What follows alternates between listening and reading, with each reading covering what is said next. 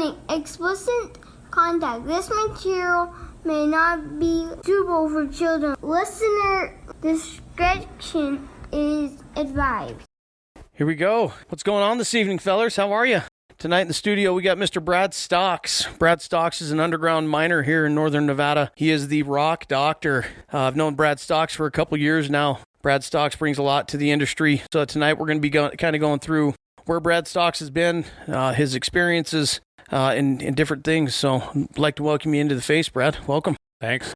Very wordy. I can already tell. Yeah, we're going to have a great time tonight. How's things going? Great. Give us a little backstory, Brad. Been hanging out with my dad when I was young at the mine, and I started mining when I was 19, so I've been around it pretty much my whole life. What do you mean hanging out with your dad? Did you guys own a mine or? Yeah, Dad worked. He owned a contracting company, and they did some small contracts, and so as a kid, when we had nothing better to do, he would actually take us up to the mine camp with him, and so we got to hang out at the mines while usually just raising hell, right? Underground mine, or was it surface, or? Yeah, all underground. Really? Was that here in Nevada, or?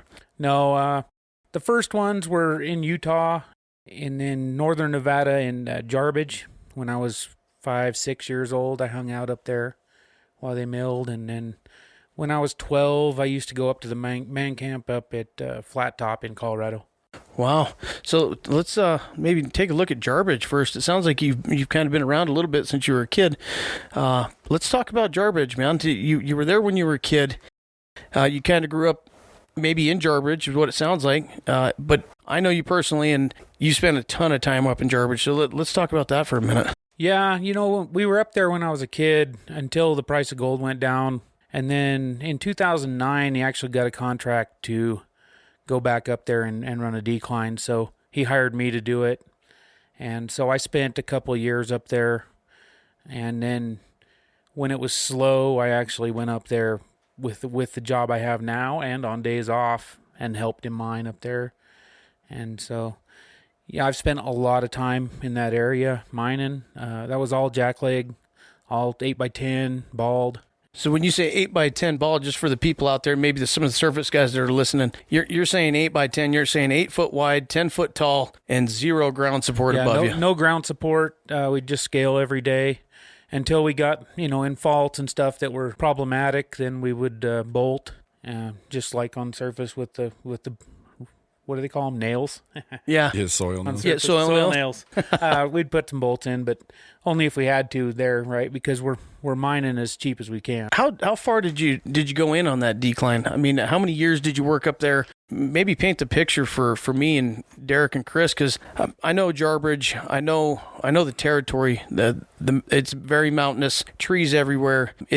There was a lot of mining that went on back in the day. So to hear you back in 08, 09 in the same location, what were the conditions? It was small, right? So I ended up having to establish a new portal off an old one that was probably 4 foot high and 2 foot wide, and I widened it out, and we pushed a connex in the portal just because it's so steep there. You always had rocks falling and stuff, and so we pushed a connex in the hole and then cut the back of it out for a portal, and then you could lock it. It was pretty sweet. And then drove a drift 365 feet at a 15% decline to intersect a vein that was a super high grade. Was the initial contract, was to get there and do some sampling, so that was good.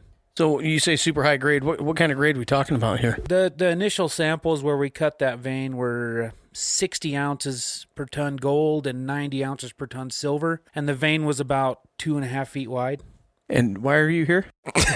Well, we had a lot of investors, and we spent $1.2 million just to set that up and build the mill. We built a little mill up there on the mountainside and drive that drift and do our sample. And we ended up, because that vein was so small and it was cut off by a fault right there, we actually mined just a little less gold than what it cost us to mine that whole process and build that mill and everything. And so, nobody really made a whole lot of money. My dad made the most money from the actual mining contract, but as far as the investors, they almost broke even on it. Let me ask you this, because We jumped into this really quick. It kind of seems like a Parker Schneebel or whatever that kid's name is. Parker Schnabel? Whatever his name is on Gold Rush. Is that kind of how you grew up, mining with your dad? I grew up, seriously, and nowadays you can't get away with any of this stuff, right? When my dad was mining uranium on Flat Top and I was 12, I seriously rode a four-wheeler around all day.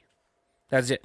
I just did your math homework on the four-wheeler? No, I mean we're talking about summer. Oh, summertime. Okay. I was only with my dad in the summer, but so I spent the whole summer up there riding a four-wheeler around, and I would get bored and I would ride it underground, and I'd ride it right to the face because that's the only light I had was the four-wheeler light, and I would ride it to the face, and my old man would yell at me, "Shut it off," and then. And then I would help him. I remember helping him load rounds when I was 12 underground. And then, I mean, you can't do that stuff nowadays, right? Because MSHA wasn't a big presence way back then. And, but nowadays, you pretty can't do anything with MSHA around. So that's pretty incredible though, man, because not very many people will have that experience that you had. That was an awesome opportunity. Like, just to put myself in your shoes is like, holy crap, the things that you've seen, the things that you did, and then fast forward to where you are now, I can almost guarantee you that that's changed 100% from what you were doing at 12 years old. It's it's a completely different part of mining, right? The small mining side of it, there's still a lot of people that do small mine development and just super small vein mining. And it's nothing like what we do for Barrick or Newmont or any of these large companies. It's completely different. I know that throughout your life, your dad's been one of the main staples, in developing on the person and who you are and how you got to where you are. What is he doing now? How does he affect what you do now? I mean, is he liking where you're at? Is he wishing that you were still mining up in Jarbidge or no? When I actually got this job back. Well, when I got to work back down here, he told me to stay there. Because my dad has been up and down his whole life, right? They'd get a great contract, they'd make a crap load of money, or they would be, without a contract and broke half the time. I mean, it was a big up and down, and he likes seeing me in this environment where it's steady money, steady work all the time, and so it seems like it works out, and he likes it. So fast forward until today, you're working one of the portals or one of the mines that's probably got a huge amount of value or resources, potential, with Gold Rush and then 4 Mile right behind that, right? So you went from starting out mining this high grade ore, 2 feet by I don't know how long it was, to now today you're almost jumping in the same thing. The world's changed. What have you seen different? I mean, from today? That was all exploration, small stuff, and it was there, but you were always looking for more because it never lasts that long. I mean, we know what we're coming up on to a certain extent. They're still drilling over there. This is going to be a huge ore body when they get it. They're trying to connect 4 Mile and Gold Rush right now. There's no telling what they're going to find. So between the different experiences that you're talking about right now, what do you take from back then and apply it to now? Is there anything that kind of stands out in your mind that you do on a daily basis or at any point? It seems like I see the challenges way more than a lot of bosses, mainly because I always end up sticking up for the miners, right? I know some of the crap that they have to go through to get their jobs done, and it seems like when they don't get something done, and a lot of bosses or management is asking them why, I end up answering for them because they expect so much. And I've had to do this stuff for almost no money and with no help. And so you end up learning the best ways to do it and the worst ways to do it. And I see the struggles they go through all the time. You've brought those experiences from being 12 years old mining with your dad into being 40 years old working at one of the biggest or the biggest gold mining company in the world, looking at the standards that you have. And maybe I want to kind of put Brad up there. I started working with Brad a couple years back, and he's the standard master.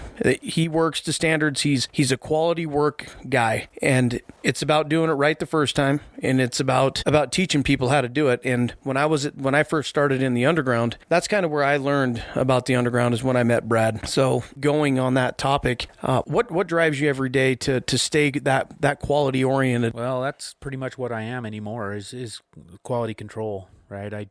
I walk the drifts and I make sure they're doing their job and doing it right and following rules.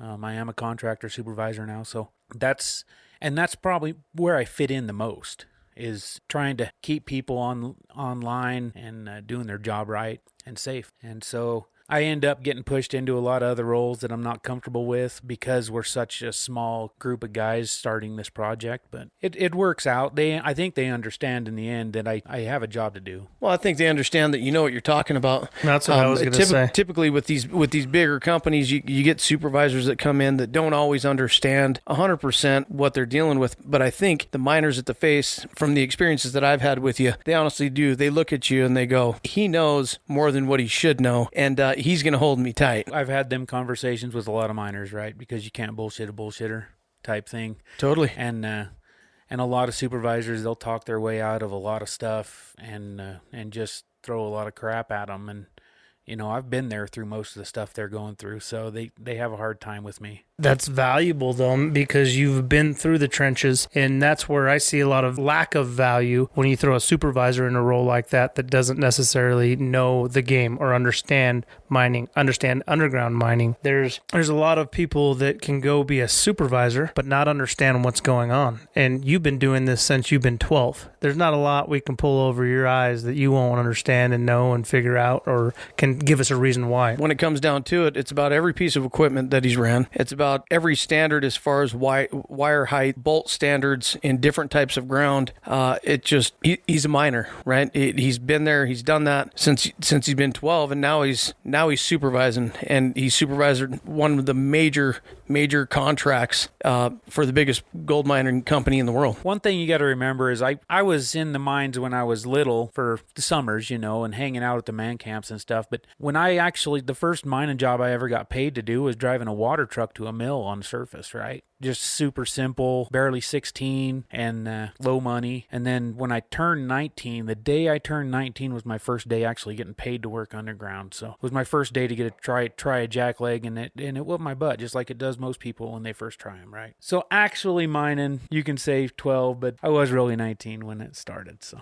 yeah, but I remember this story that you told me. I believe you told me this. At some point, your dad's got a picture of you sitting outside of the portal at how old? Oh no, I was way before 1 year. Yeah. I was in 9/11 IMCO vein mucker in his lap coming out the portal when I was still in diapers. That's cool. Yeah. So even without working in it necessarily or being paid to do it, you're still surrounded by it, right? Oh, yeah. And then so with the culture. It's been involved my whole life. Mostly my stepdad was an electrician. And during the summers I spent with my dad, and he had nothing better to do but take me with him to the mine camps. So every summer it just seemed like I spent out on the mine camp somewhere, wherever he ended up. So a question that I've got going into that, what are some of the best and worst things about your job that you do now that you look back and you go, man, I never thought I'd be dealing with this, or man, I'm glad I'm dealing with this? I like getting to work fairly early, right? Because I do, and I like to walk the drifts and look at things and talk to the miners and actually see what they've accomplished and see if I can help them, get better or more efficient. I don't like some of the stuff that I end up doing that, like I said, takes me out of my comfort zone, right? Because I'm not an admin tech and I'm not an engineer. I am a miner with no better words. So yes, I pretty much end up like an inspector and a quality control guy, but I'm good to talk to when it comes from the miners. So you think when you get down there in the morning, you're speaking the language with the miners. They know, like, hey, Mr. Stocks is here. He's gonna be looking for certain things, and you're just gonna hold him accountable. Yeah, they know me, and I have a good relationship with most of them, right? There's a few that don't. Everybody has problems with them, right? Even the supervisors that don't have experience have problems with miners that don't like to follow rules and don't give a crap about what you say. I can usually pull them aside and talk to them and tell them, hey, I've been there. I understand. You don't want to wear dual hearing protection, but guess what? It's not my rule. You got to do it, and I have to enforce it. That's my job. Right. And so eventually they do it. Well, and that's the other thing is that you're probably very relatable, meaning I've walked the walk, I'm talking the talk. I'm not sitting here trying to tell you something that you do because we just want to make your life difficult. It's going to make your life hopefully better, safer, more efficient. And you can have those, say, safety conversations, and then you can turn around and have those production conversations where I don't think a lot of people can do that because they haven't been in the game. You have a lot of different supervisors, right? Some of them, they know safety. They know the rule, and they don't want to talk to the miner. They want to go down there, they find things wrong, they take pictures of it, and then they send an email throughout Barrick. Look at the things that I found wrong. It's kind of chicken shit. Yeah, that stuff drives me up the wall. And my old boss was that way, and he would push you to do it that way, right? He wanted you to take pictures of everything and make everything a big deal. And I have to be careful at the things that I want to really make a big deal. I can, but I keep it fairly personal. Yeah, I was going to say, so what's your approach when you go down there? Say you've seen bolting standard that's not right. What do you do? Usually I have a talk with the bolter operator himself, tell him what I see is wrong, make sure they know that it is wrong, and that they're going to fix it. If it's someone I've had a problem with before, and it's not random, we'll have a discussion with the superintendent and make sure that he has a discussion with them too, right? Because that's usually the only way you can really fix somebody like that is to put their job on the line. Get somebody's attention. But kind of back to what you were saying, I'm in agreements, right? I mean, I'm in safety and health. And so for me to go down, have that conversation, understand what you guys are doing, because I'm by no means a subject matter expert like yourself, but to go down and say, hey, can we fix this right now? If we can, let's fix it. We'll talk about it. Yeah, we can put it on a piece of paper, but we don't need to hang anybody over it. It's not, let's big deal everything that's out there. We noted it. We talked about it. It's like crying wolf, right? If you always have a big deal going on, when the big deal happens, nobody's paying attention anyway. It's just noise. So to your point, let's not go down there and beat everybody up all the time. Let's have those conversations. Let's see what we can do to help, and let's be there for the people. When there's a big deal, we'll address that. That changes your interaction with people. When you're that cop, is the only way that I can describe it, is it changes your interactions with the people. The miners that are down there, believe it or not, they want to do the right thing, and if there's something out of place or that's not in the right, it's not safe. For the most part, from the people that I've dealt with, you can get to an agreement and understand those things without having to take that cop approach or be out there taking pictures and then sending it out and pointing it out to everybody.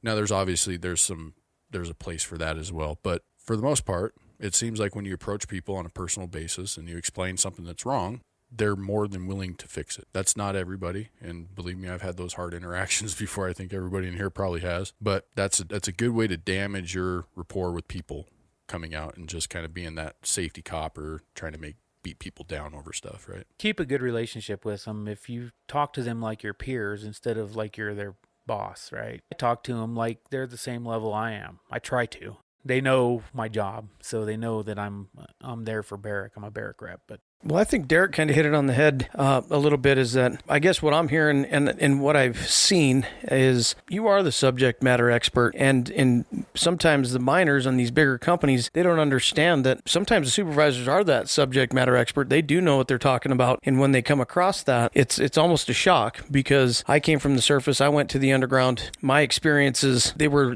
totally different when I met Brad and he kind of started showing me the ropes. I understood it. Things started clicking for me to where I would like to dig in a little bit, maybe go down this rabbit hole with Brad on the people in the underground. What I found for me, and Derek, you've been there too, is that the people in the underground are so much tighter than the people on the surface, is what I found at the places that I've worked. There's definitely a closer knit. That's what I mean. And the people are good in both places. Underground, there's a lot more trust, I think. You got to trust that the bolter did his job. You got to trust that the person that's down underground didn't leave any steel at the face, and it's going to come back and shoot through your window, or, things happen, whatever, right? To me, there's a lot of things you have to trust a lot of other people as the geotechnical group setting you up to succeed. There's a ton of stuff and a ton of trust, and then you shower with everybody. Yeah. Well, you get close in the shower, but you also get close when you're working underground, especially when you're not just running a piece of equipment. You're working closely with these guys, and you spend a lot of time with. So you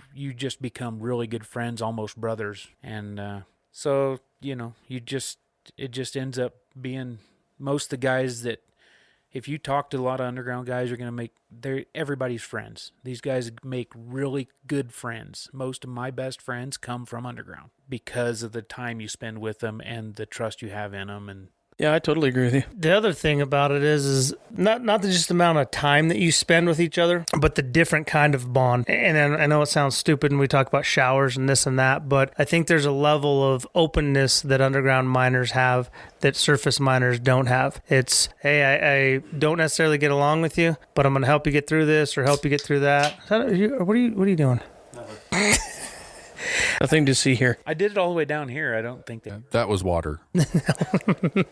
Sparkling water. But I guess to my point is that it's reinforced in underground mining a lot more than it is in surface. Because you have the guys, I love surface miners. A lot of my great friends are surface miners. But when you go underground, you kind of look at each other and go, you got my back, I got your back. When you have a fire on surface, it's a whole hell of a lot different than a fire underground. When you talk about fighting that fire and what you could do for the rest of the mine, if you let that fire burn underground, you're potentially killing the rest of the people underground, or at least one person. And that's a huge trust factor, that you know your stuff, that you know how to play the game, that you've done the due diligence to be safe as well as I have. I don't know. Totally agree. I've got maybe an off the wall question, but hopefully this flows straight into what we're talking about. But what can you talk to me about John Q? What is John Q? That's a movie with Denzel Washington in it, and it's I don't remember the whole movie. I just remember it was a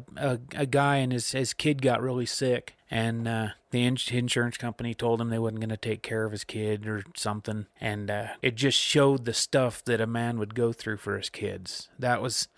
And it's a super powerful movie. If you haven't seen it, pick it up. But it is something that stuck in my mind that a man would do almost anything for his kids. I'm glad that came together like I was hoping that it would, because I really didn't know what John Q meant. But I think that really resonates with the miner, right? On the past couple podcasts that we've had, we've talked about the hours that we work, the sacrifices that we make as miners, what we do for the region, what we do for the world, and at the end of the day, what do we do for our families and our friends? What sacrifices are we making? What does that look like from your end? The whole reason we go to work every day, yeah, we like our toys, we like our money, but we can do that. We can do that anywhere. But we have great sustainability and a long-term job making decent money, and we can provide for our families here, right? Wow, I wish I could classify that mine as decent money. Yeah, no shit. Dang, right? pulling in $250. That's just decent.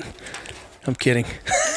I was gonna say I didn't know you made $250. No, seriously. On the last couple of podcasts, that has been a big topic for us is the family and the sacrifice that we go through. It's about the bus rides, and it's about the 12 hours out, the 3 hours of travel, the 6 hours, 5 hours of sleep. You're doing that 4 to 5 days a week, days off, not seeing your family because they're at school or at work, and how that looks. But I think that translates well into what we do. So I'm gonna look at that movie. What does your schedule look like? I work a little early, right? So I leave my house at 2:00 a.m. and so that I can get to the mine before the end of night shift, and I do an inspection before the end of night shift. I go underground right at about 4:00. I can be underground at Gold Rush, and I do a 1 hour inspection. And then that way I can make the next line out. I can tell the super or the shifters exactly what I found that they need to fix, and it seems to work out pretty well. And then so whenever I come on site is usually about time I leave site. So it's usually between 3:35 and 3:45 in the morning. So that's when I leave in the afternoon. So you're 12 hours rotating. Yes, sir. 5-4. What are you working? Yeah, 5-4. 5-4. 4-5. Straight days right now. Could change anytime, but. So I was curious. There's been talk in the industry of moving to a straight 7 off, 7 on, or vice versa. What do you think about that? Love the schedule. Do you? 7 on, 7 off is a great schedule, right? Especially for anyone that lives more than 2 hours away from work, right? Very true. It's hard enough on us. This schedule's good for people that live right here. If you lived in Twin Falls and you had a camper here, or you had to stay in a motel room or get per diem or something, 7 on, 7 off is great. Of course, if you live in Montana, 7 off may not be enough. You may want to work 14 on, 14 off, or 28, like the guys at Pogo in Alaska. They work, 28 on, 14 off? Yep. Yep. Stay in a man camp, get fed while they're up there. It just depends on how far you really have to travel to go to work. And so for the majority of the mining community around here works and lives here. So there's probably 2% of the population, and that's just a rough guess that doesn't. So for the people that live here, what do you think about that 7 on, 7 off? I think it's good. I think they'll like it. I really do. Either the 5-4 that we're working now at Chug or the 7 on, 7 off. The other ones are a little rough, right? Tyson's got the local guys working 14 on, 7 off. They tend to get pretty tired of it. I'm sure. Why do you think when we talk about schedules, everybody, rightfully so, but everybody kind of loses their mind, up in arms when we talk about schedule changes? What's behind that? What do you think drives that? Depends on what, if people already have stuff scheduled or they just are used to the schedule they're working. I was going to say people getting stuck in their ways. Just like right now with the stuff that I do outside of work, changing schedule means that I have to change how I schedule my stuff outside of work also, right? So it does matter. No, I think so. And I think if they did it right, at the end of the year, we're going to this, you're able to plan for that, right? You get 6 months to plan for that. You have a heads up. But I think when it's that, hey, we're doing this next week type thing, that's when it becomes a big deal. So speaking of the schedules, I mean, because the schedules is going to flow right into the money, right? And that's one of the biggest things for the miner is the money. How is it going to affect the pocketbook? How's it going to look in my bonus? From your aspect, what do you see there? 7 on, 7 off shouldn't change much from the 5-4 schedule because you still end up working 14 a month, I think, or scheduled 14 a month. It's basically working half the time. It shouldn't change it much.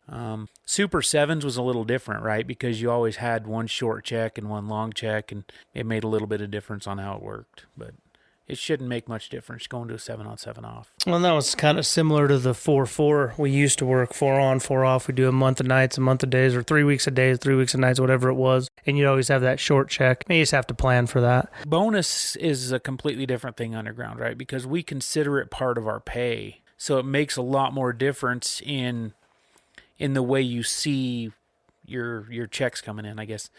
Bonus is a third of our wage at the end of the year, right? And so on surface, it's nowhere near that. So most of the surface guys you talk to are like, bonuses, whatever it is what it is. We get what we get. Underground guys get pissed when it's not what they're expecting, or something happens and they lose 40% of their bonus right away. It makes a huge difference on their bottom line, on what they take home and what their family takes home. And so what impacts the most on an underground miner's bonus? Injuries, for sure. I mean, safety, lost time injury, somebody pinching a finger and not being able to come to work the next day. That's a huge deal. It's a huge hit, and depending on the way the bonus structure is, but it's a huge hit on everybody's bonus. So it's understandable that people would be upset about that because that's got to be one of the major factors in deciding to go underground versus work on the surface, right? Yeah, it's one of the only ones, right? Exactly. So if you're looking at the differences in it, the schedules aren't much different. The benefits aren't any different. That's how we make our money. And stuff. That's exactly. how we make our extra money. So it's definitely a hit to the pocketbook when that stuff happens, and that's hard pill to swallow. So when an injury occurs or something like that affects the bonus, that's site wide, right? Most of the time, if it's at the underground, it affects the underground's bonus, right? If something happens over at Chop or over at Pipeline, it doesn't affect the underground's production bonus. Right. So, but I guess what I mean by that is it's not based on what crew it happens on. You're all working. Yeah, it does affect every crew. And we've tried to change that as a organization. They've looked into lots of different things about changing the bonus structure to where, okay, yeah, you already punish the guy that gets hurt and the guy that's with him. Do you punish the crew? Or do you punish every crew and every guy? They've looked at lots of ways to do it. But as of right now, it's still, do you punish everybody underground? Well, and I think they do that because they go, it's all of our responsibility to keep everybody here safe. The problem is when we're sitting at home and we're hanging out and somebody gets hurt, how do I affect that? The reality is that, well, I did something, maybe I didn't bolt it up right in that piece of shotcrete, or something came off the wire and fell on somebody. It does have an effect. That's tough, right? Because the company's trying to do the right thing by including everybody and making sure everybody's working safe. But from the miner standpoint, you can see, dude, I was sitting at home having a beer and somebody got hurt. Yeah, it makes it hard when, especially because most of our injuries lately seem like they're two people, right? It's a guy and his partner. And you end up having this is the guy that could have the most effect on what's happening with the injury, is the guy working next to him. And so when you're sitting at home and you hear that a guy at work one night pulls something and hurts his partner and you get punished for it, it strikes a nerve. I mean, it stinks that everybody has to pay for that when there's one guy here that could have prevented it. Sure. Thanks for doing that. No, I'm kidding. It's such a hard topic to cover that with the bonuses, and because a bonus it's a bonus, right? There's a production bonus, a safety bonus, but I will give it to the underground miner. They work their tail off. You are more of your brother's keeper, in my opinion, just because you are working so close with them. It'd be nice to get something that worked out well for both sides, because from a company standpoint, you got to look at it too. That hey, we've got to be able to let you guys know that this is how we operate. It's not okay to hurt people. Right. Yeah. Right. And we know that. The people that we work with, we look out for. I mean, we always do. But we can't look out for the guy on the opposite rotation in a different section. We're not there, right? We don't have that power. And again, therein lies the tough problem with the company, because they go, well, it's all of our responsibility and we're all one team. And therein lies the issue of trying to go, well, C Crew screwed up for 6 months now and they've injured somebody. Well, there's obviously a problem with C Crew, but that's D Crew, A Crew, and B Crew's problem as well, because we need to figure this out as a group. Yeah, we're a team. And I get that. What I've also seen, let's say in the past 3 to 5 years, is that bonus structures have been a constant change. I mean, in your opinion, why do you think that? Well, it's a battle between management and employees, right? Management and the miner. Yeah. So it's going to continue to change all the time, right? Because the management will change it to what they think it needs to be, and then the miners don't produce. If they don't like the way the bonus structure is, you'll see your tonnage go down, your footage go down. They just decide that, we're not going to make any money. They're going to pay us $7. That's what they're going to pay us, so we're going to give them $7 worth. And they seriously, as an underground miner, you get that in your head. We're going to give you what you're going to pay us. That's just like I've heard a lot when bonus gets hit from somebody getting hurt up at the shop or doing something completely off the wall. Yeah, bonus got hit. We only made $8. Well, we're only going to give them $8 worth. Well, then basically the company is paying for next month's bonus, not last month's bonus, right? They're supposed to be paying you for what you did last month, but when something like that drops the bonus that month, the miners are talking like, well, that's what we're made is $8. We're only going to give them $8 worth. So they're paying next month's bonus right now. Wow, it's amazing to hear that. But I mean, we all know that it happens on the surface as well as the underground. But at the end of the day, the miners, they do speak without saying a word, right? It is about the miner. It's about the people. And it's about the future. It really is. And looking at the future of the underground or these bigger companies in northern Nevada, that's the way that they're heading, right? But we're heading underground. We're getting rid of these big super pits, or that's what the way it sounds anyway. So in your opinion, with knowing the bonus structures and the pay scales and being a miner, where do you see the future of northern Nevada mining going? Well, deep breath into the mic. Sorry, Cheyenne. Yeah. So it's right now it's not looking real awesome, but mainly because we have yet to see what's going to happen with this Barrick Newmont joint venture. I'm glad you brought that up. This is just starting, and I don't mind the fact they're worried about the shorter haul to the mill. They're going to be able to utilize Newmont's mill a little bit for some of our ore, and they think there's going to be a lot of advantages in being able to mesh all these different mines together. Synergies is the word, right? Yeah. Well, I never think that getting rid of competition is real good for the miner themselves. So the company may benefit from this. The miners, maybe not so much. We'll have to see. You know what's interesting about it, and it kind of falls back into the bonus structure. It's getting more and more expensive to produce gold. That's the reality. One of the highest costs that a company has is the wages they pay to a miner. Now, not that they're not worth that money and not that they shouldn't continue to pay those high bonuses, high wages, because you're absolutely out there doing the work. If you're going to pay anybody that money, it should be the people at the face. It shouldn't be the people up in the offices. I'm 100% on that. But I see this joint venture with Newmont and Barrick a struggle for, and this is again my opinion, for the miner that's underground digging the holes, because you don't have that competition to go, hey, I can go over here and get paid more, or hey, I'm more valuable here. There's a lot of little intricacies that I think it makes our lives more difficult, especially when you're trying to be marketable as an employee. But I think it's a result of the cost of doing business. I honestly do. If you look at emissions and how much that's played a role in raising the cost of producing gold, water rights, all the environmental issues, not that they're all not needed. I'm not saying that. But what I am saying is that it's more costly to do business now than ever. And I can see why Barrick and Newmont want to do that. Bad part about that is I think the people at the face, those people are the ones that are going to suffer the most. With more of these mines going underground, mainly because of environmental problems and stuff like that, it's just easier permitting to do an underground mine than it is surface, right?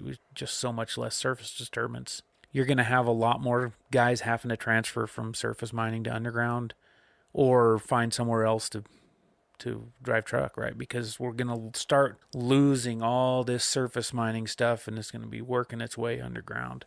Well, and there's been talk of rail, using rail as well. Well, they planned on it at Gold Rush, but when Rand Gold took over that project, a lot of the South Africans didn't like the rail, so that went away real fast. Really? Yes, sir.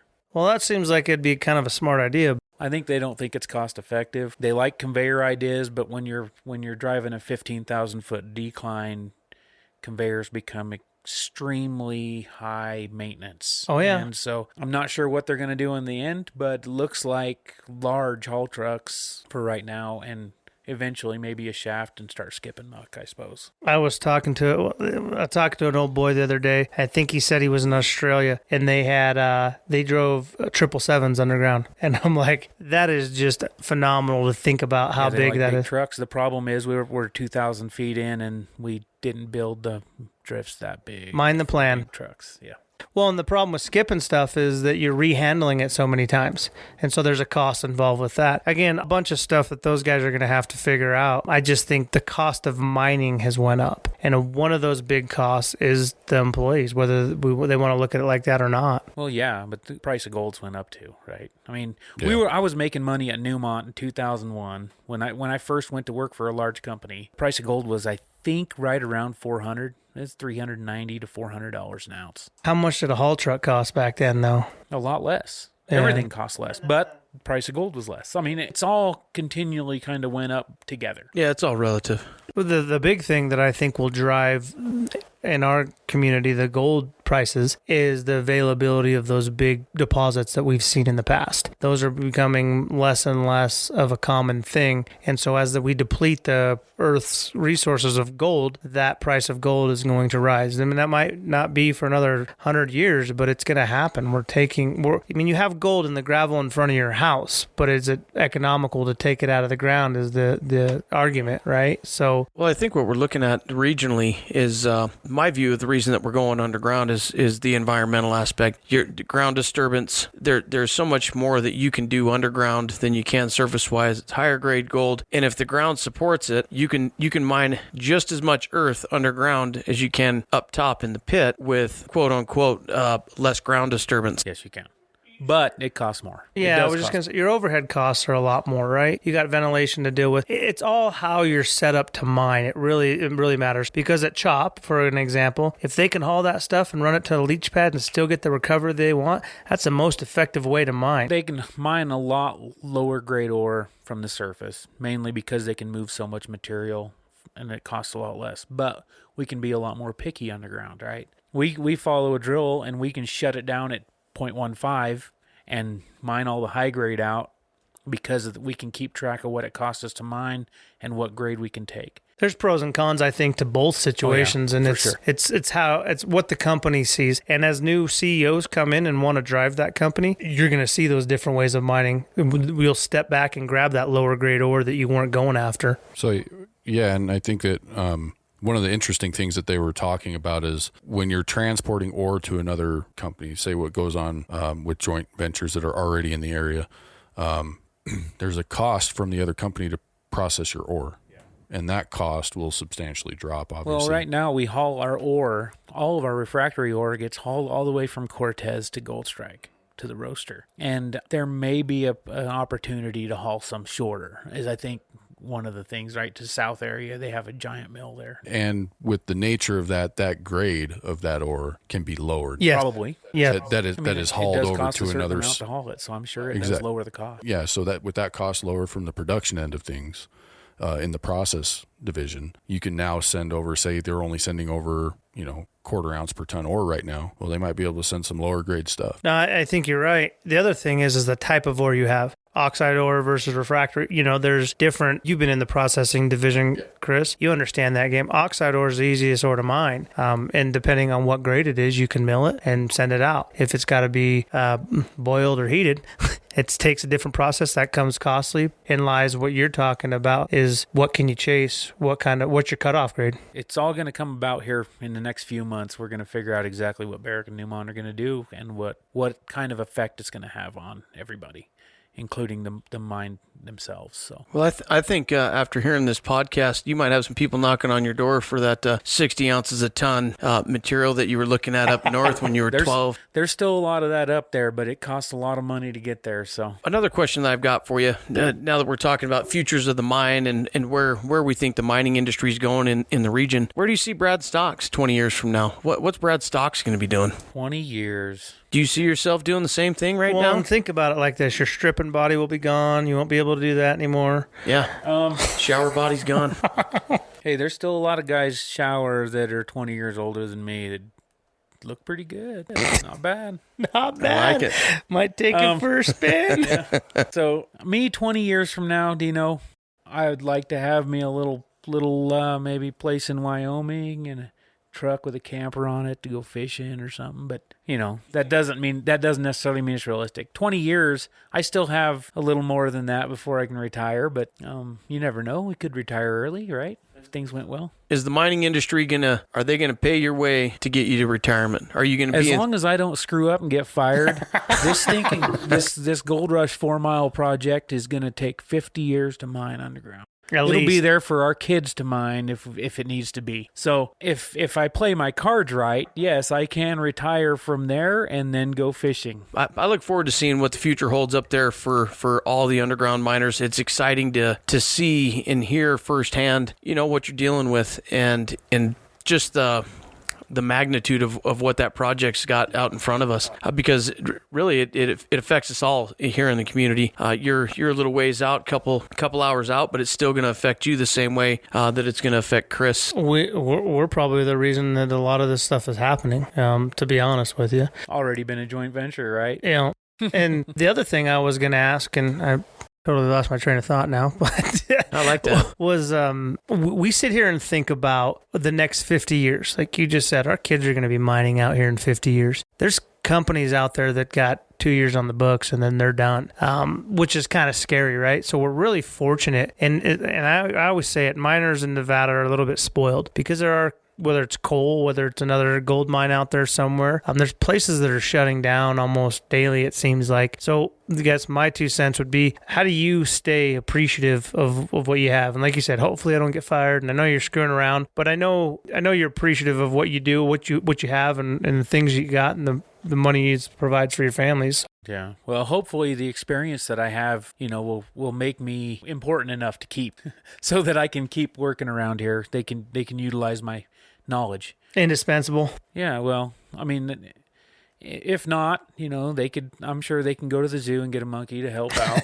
But I've been doing this as long as I can remember, and on and off, and spent a lot of hours of my life underground. And one day I'm gonna hopefully quit that and start me a little off-road shop, right? So what? Yeah, I like that. I like that.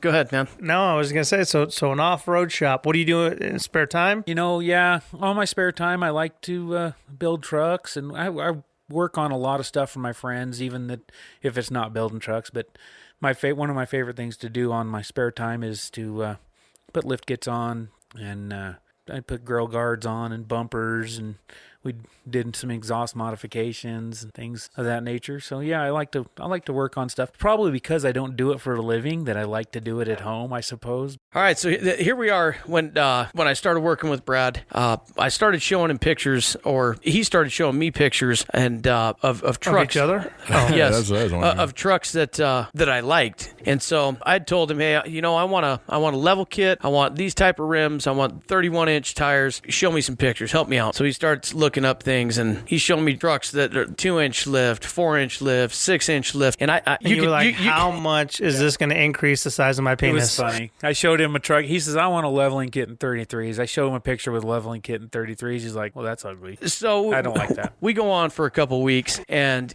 every picture he shows me, and keep this in mind, part of what B Stocks Customs or Stocks Customs does, he's doing all the research. I'm just telling him what I like. I want chrome rims, I want this big a tire, and I think I want this big a lift. And the whole time he's like pushing me. It's almost like stepping out on the diving board when you're a kid, and I don't know if I can do this or not. Got to a point where every truck I was picking was that's how people get into the Me Too movement. Right? Hashtag Me Too. So every truck that he was showing me, I'm like, oh God, I love that. I love that. And he's like, man, everything you're picking is a 6-inch lift with 35s. And I'm like, man, I don't know if I can proposition my wife to give me that kind of cash, right? I can proposition your wife. You're good. You're just not that good. Is that what you're saying? Exactly. Well, Babe, my junk will be so much bigger if we get this truck. well, that's the thing. I'm 5'2", right? And to have a 6-inch lift, and it's funny that we're talking about this because he tells me, well, if you're going to get a 6-inch lift, you're definitely going to want some Nerf bars on the side. So when you guys get in the truck, it's super easy. You're not going to have a problem. Talks me into the 6-inch lift, chrome rims, awesome tires. He got the whole setup for me. And I found a picture online, like, this is the truck that I want. It was backed into a spot. I don't know if you remember this picture, and it looks like it's raining. Silver truck just like mine. We got done with my truck, and I went, that is the exact truck that I had seen the picture of. So I get to leave. I'm going to leave the house, and I try hopping in the truck, and I'm like, oh shit, I gotta hop in this truck. I'm pulling on the steering wheel to hop in, and I'm like, maybe Brad was right. I got to get these running boards, right? So I guess what I'm trying to say is, and you can elaborate on this, Brad, what you do for people, because you've built a couple trucks for a couple of my friends. But he does the research. The trucks turn out awesome. His shop, you go out there and it's like you're at home. But he helps you find or build the truck of your dreams, or the truck that's in your mind. And it's the same thing he's going to do for the old truck that's sitting out back. Well, that was what I was going to ask you, and I got that 71 Ford back there. You're the man to talk to, huh? Yeah, I can do some work on that too, and that's what he hit me up on it, and I told him that I can do some of that stuff for sure. Do you do an exchange for sexual favors? Because yes, in fact, I do. At this point, that's how I'm going to have to pay. Yeah, You're going to have to come back to the underground. Yeah, and sexual favors are expensive. Derek will do anything, and he doesn't even require a safe word. That's good. Yeah, I don't have a safe word. No, so from your end, you tell us about what's your vision of Stocks Customs. What do you want to do on your off time to help the miner? I like to fix things up. And basically, I live through people because I can't afford to do it myself, right? So I like to use other people's money to fix their trucks because my wife don't let me spend it on mine. That's kind of a cool way to look at it, though. Like, that really is. And so when you tell me what you want, and I show you a picture of it, and you're not really that enthused, and then I can show you a picture of something better, and you're like, dude, that looks awesome. That's what I want to build you. I don't want to build you something you're not going to be happy with a year down the road. You're going to be wanting to go higher all the time. I want to build you something that's what you wanted in the first place. You just didn't know it yet. Sure. Well, and you have the recommendations and the expertise to tell somebody that. Like, hey, man, this is what I would suggest. If you're thinking this, I would go with it now because you don't want to get all the way into it and go, I wish I should have done. Oh, yeah. So this is my experience with that. So as I was pricing, or Brad was pricing things for me on the 4-inch lift, the 2-inch lift, the 6-inch lift, I'd went around to a couple different companies here in town getting a price for a level lift with the 33s, the truck that I thought that I wanted. When it came down to it, they were going to charge me $2,000 more They were going to charge me $5,000. $5,500 for a lift kit or for a level lift, wheels, tires, no extra shocks, no nothing. And when I went with Brad, it was roughly $3,600. So there was a cost savings there right across the board. And it was like, I think all I got to talk my wife into at this point is, do I go with a level lift or a 6-inch lift? But you didn't sacrifice on the quality of work. No, absolutely not. I take my time, right? That's one thing about it is I may take a little bit more time to do it than the shop down the street. They hustle through things, but I torque everything. I make sure everything works right. I take a little bit of pride in my work too, so I don't want you to have problems. And if you do, hey, you know where I live, right? You know where my shop's at. Bring it to me. I can fix it. I don't charge anything to fix anything. Never will. And it's just kind of the way I am. So is it fair to say that you take the same stance on stocks customs as you do as you're in the mine? You're a perfectionist, you're a people person, and you're an open communicator. I'm easy to talk to, and I like to BS as much as the next guy. So bring it to me. I'm a pretty easy guy to get along with, as most people know. So.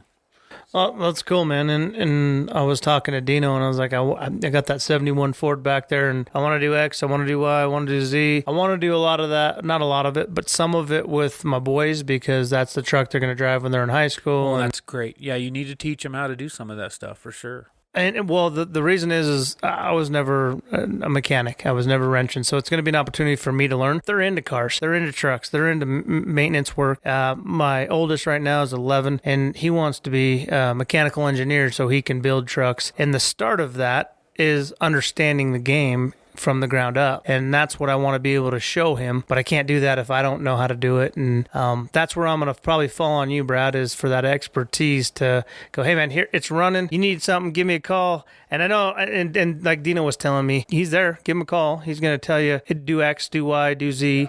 I'm by no means an expert at any of it, right? And a lot of times the reason I don't charge hardly any money, a lot of times I'm learning also, right? It's a guarantee that when something's done, it's done right. And it's done to the best that I can do it, for sure. So point in case, Lisa's car, her Durango, she pulled it into the garage one night. The temperature gauge is to the roof, spitting out coolant. And I'm like, I'm going to have to get this thing towed. 1-800-B-STOCKS. Talk to me, Stocks Customs. And why is this doing this? I can Google some stuff, and I did. And he's like, it's going to be your water cooler, man. Water cooler and your thermostat. I said, is there any way water pump? Water pump. Yeah, sorry. I'm not a mechanic either, that's obviously. That's how much we know about wrenching.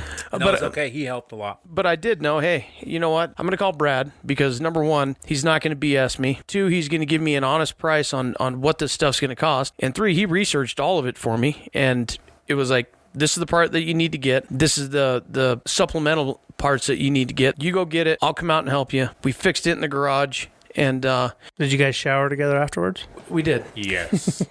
So I think that's the next subject we're going to get to after we finalize the Stocks Customs. I want people to know what Brad Stocks does on his off time and how do they get a hold of you if they... Well, it's B Stocks Customs on Facebook, and you can message me on there. Right now, I'm not going to throw a phone number out there, but I will. It just seems like I do a lot of research. This is something that it's good that I have a full-time job because I spend more hours researching and looking at prices and finding the best prices. Like I look at 40 different websites or whatever. I'll find some discounts, 10% off. I think I got Dino's lift on a one-day sale and saved him $250 just on the cost of the product, on the parts. It's like porn for mechanics. Yeah, and so... He's into it that much. So that's the big thing, right? Is I do that shit for free. I spend hours and hours just looking up stuff that I don't charge. I just did a quote on a side-by-side lift for a guy because I'm going to start doing some side-by-sides. And I probably spent 2 hours just digging around just to find one that he wanted to give him a quote on. 80% chance he'll never do it. That's cool that you got the passion to do that, though, I want him to be able to do it, and I would like to have the pictures, right, to prove that I can do that. So, I want to be able to find the stuff and find the time to do it. But if he doesn't like the price, found the cheapest one I could, and I pretty much told him I would almost do it for nothing just to get the experience. So end game is doing that full time or leaving it as a hobby? I would love to do it full time when I'm closer to retirement, maybe another 10 years down the road if I didn't need a huge amount. I don't want to have to charge everybody what Les Schwab charges. I don't want to have to, it's just me. I don't want to charge you $1,600 to put a freaking lift on that takes me 2 days. I can do it now for $600 and I feel good about myself and what I charge you, and It's fair. yeah. And I still put a little bit of cash in my pocket. But if I have to make a complete living off of it, it would make it ridiculous. Well, That's like the anything problem. else, you got to cover your costs, right? And that might just be And if you own a shop and you have to charge people full price so that you can make the payments and do everything else on this shop, you have to charge a lot of money to do this stuff, right? I put a lift in my shop that was $2,000, but I stood it up myself and wired it myself. And right now I got a snowmobile trailer on it with 2 snowmobiles on it. I'm completely rewiring it for a friend. And normally that might cost you $300. It cost him 3 rolls of fence. cool. I like that little horse trade. That's something that is awesome about the miners as well, is that there is so much horse trading going on out here. It's like, I know how to do this. If you can do this for me, I'll do this for you. And Somebody needs something done, man, and that's Right. the fun part about it is going, hey, I need my taxes done. Well, I need my fencing done. Perfect. yep. No, the B stocks am I saying it wrong? Is it B stocks customs? It is B Stocks Customs right now. That's, one of the miner partners, Bobby Yoakum, is the first one to start calling me B Stocks, which is funny because when you become salary and you get an email, it's the first letter of your first name and your last name. So it ended up being B Stocks, my email. So I just went with it. So, speaking of underground names, we're going to get into some underground names, and then we're going to get into some shower stories. But yeah. Brad is known as a couple other names underground, and one of them is, I want to say, is Yellow Gold. Or am I saying that right? There's one guy that, he doesn't really call me that. He just yells every time he sees me. He yells, "Yellow Gold!" Basically because I talk to it too damn much, No, because of his experience up in Jarbidge. Talk about gold too much. But the next one is it something Brooks, or what's the Garth Brooks reference? Okay, I thought Jared called you. No, he calls me B Stocks or Colonel. A lot of guys call me Colonel. When I was shifting at Chug, they called me Lord Vader. So why Colonel and why Lord Vader? Just because I'm not a hard ass, and when you're not, they want to screw with you as much as possible, so they made it sound like I was, I suppose. And now since I became salary, they changed it to now I get called Senator a lot. Senator And Stocks. I think Stocks. a lot of it comes from Star Wars, the Senator. What do you call him? Dino, don't you call him something? I call him Dr. Stocks. He's got a PhD in minology. One of the first times I ever met Brad, and he was giving me a hard time, but it's always going to stick in my mind is, hey, I'm Brad Stocks. They call me the Rock Doctor. I've got a PhD in minology, and I just started laughing. And ever since then, we've been really, really good friends, I would consider. He changed the whole game for me underground, not only knowledge-wise as far as what to look for, but what it means to actually be a friend that you work with, and when you have your back, it meant a lot. Yeah, that came from my dad. He told me that I had a degree at the Gardner Denver School of Vibration. Which comes from the jackleg mining, and that kind of formed into that minology thing. But it was awfully funny when I was younger. So what is your education? I got a GED about halfway through my senior year of high school, and then so I never even really graduated, and then I went mining. And see, this is where I absolutely I love this conversation, because some of these companies out there, they think you need a degree to be successful, to understand the game. And I look at people like you and I go, that's the right person for a job in a bigger role. Sure, there's some things you need to learn, but that degree doesn't always necessarily equal experience. people skills. And so for me, dude, I think that's awesome because I look at you and from the little conversation we've had, a mountain of information that I would love to just dig into because I have so many questions. I'm not originally from the underground, so there's a lot of the game from the underground that I still want to learn. And I look at somebody like you as somebody I could pick your brain. You give me the truth, and you don't find that very often. You find somebody with a degree that came in and learned the underground later, and we do that a lot to our engineers and geologists, right? They get a degree in this, and then they come and try to figure out what the underground's all about. I've spent my life learning the underground. Right, that is your education, so right? So now I'm trying to learn how to use a computer, right? Yeah. So that's what's interesting about the mining industry is it seems like it's one of those kind of, and it's actually shifting away from it a little bit more and more, but it's one of those last areas where you got the floor up opportunities, right? Where you're coming from busting ass, working hard, learning everything that you can, working your way up, climbing a ladder, versus the other way around, going through school. And I'm not saying one way is right or wrong, but there's so much more opportunity, it seems like, to go from out on the floor, from shoveling shit to working it's almost in management. You can only go so high. Well, it's almost like the American dream, in my opinion. It gives you the opportunity to go, you know what, I came in here, I worked my ass off, and you know what, I might not be the mine manager, but I am providing for my family. I've got all the toys that I want. I've got everything that I can think of, and I'm going to retire a happy man. No, and I guess my point in it, and it kind of falls in line with what Chris said, is that school of hard knocks, that in itself is a diploma. That in itself is something that needs to be considered when you're looking at the next mine manager or superintendent, because that holds some weight, man. And the people, you're looking at people and going, you've checked all the boxes. I know people that have degrees that are dumber than a box of rocks, but because they've checked the boxes, because they've started and completed something, they're able to be in a position that I go, you do not deserve that position. You don't understand that position. And that's where I struggle with it, because there's a lot of great people out there that you're not capturing. You're not gaining that wealth of knowledge for the entire organization because they didn't check one box. Well, I think Brad hit it on the head earlier when we first started the conversation. It's about the people. It's about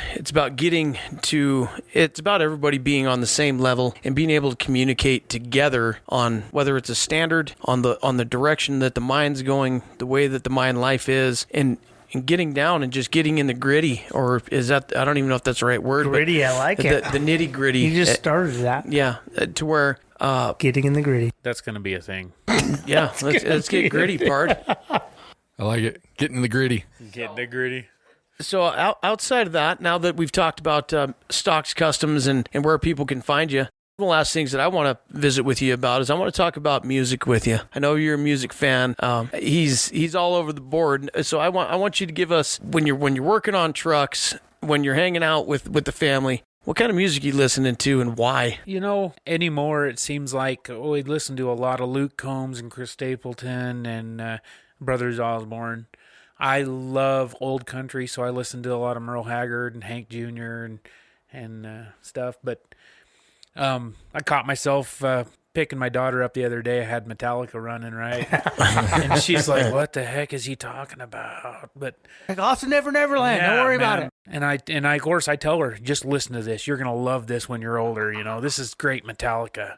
And so, yeah, I listen to a little bit of everything, except for pretty much music in the last 10 years. I don't know much of it except for the country style. Maybe that's where I got the Garth Brooks reference, because I think you were telling me a story about I think you were telling your daughter, like, hey, you have to listen to this guy. Oh yeah, I made her listen to all the albums before we got tickets to go to a Garth Brooks concert, and I made her listen to everything before we went, which was cool because when we went, she sang along with everything. It was great. That's awesome. Well, I got one to throw out there for you. You ever heard of Tim Montana? Tim Montana. No. Pay attention. He's an up-and-comer. I got to throw him out. Right now, so everybody knows, we're trying to get a working deal where we can get him as part of our intro. But he's got a song that's called American Stitch, and he's kind of got that southern rock to him. Is it American Stitch or American Thread? American Thread. Yeah, sorry, I screwed that up. Is he from Texas? No. from Montana, Butte, They've been Montana. having a whole bunch of these little bands come out of Texas that are sweet. American kind of a Thread, southern rock. you have to watch it on YouTube as well. They've got the miner doing a walk around on this big Bucyrus shovel. They've got the haul trucks. They've got this guy on a horse silhouetting in the snow. It is probably one of the coolest videos that I've seen. We've resonated so much with this guy that hopefully we can get the deal made. Yeah. But if we can't, regardless, it's just cool. He's an artist that regardless of what happens, check him out, dude. I'll throw it out there for free because it's a good jam. He's got a couple good ones.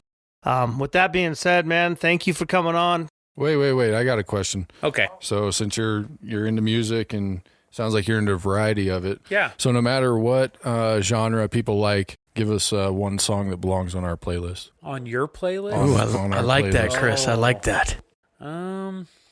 We'll forward any hate mail to you. How about Josh Thompson, Beer on the Table? There we go. Ooh, I'm gonna have to write this down because I've never even heard of that. Oh, that's a good tune. So you listen to any Ledoux? I love Chris Ledoux. Or Do you? Ned Ledoux, or are you going new? No. Oh, Chris Ledoux. I love Chris Ledoux. I listen to all of it. Always have. But, he kind of gets pushed back eventually. But, yeah, Ned Ledoux, he's starting to put out a few good songs, too. I just saw. Oh yeah. No, what's that song? Highway. Man, he's got a song called. I'll have to look it up. Josh Thompson. What? Beer on the Table. Good stuff. All right. All right, we're going to wrap it up. Hey, Brad, thank you for coming on, man. Thank you for having me. I hope you enjoyed it as much as we enjoyed you. I hope you audience members liked it. We enjoyed ourselves here. MiningMindsLLC.com, and only one bitches with that LLC at the end, so check it out. Facebook, Instagram, Twitter, your mama's in calls. Check us out. Adios. Peace. See ya.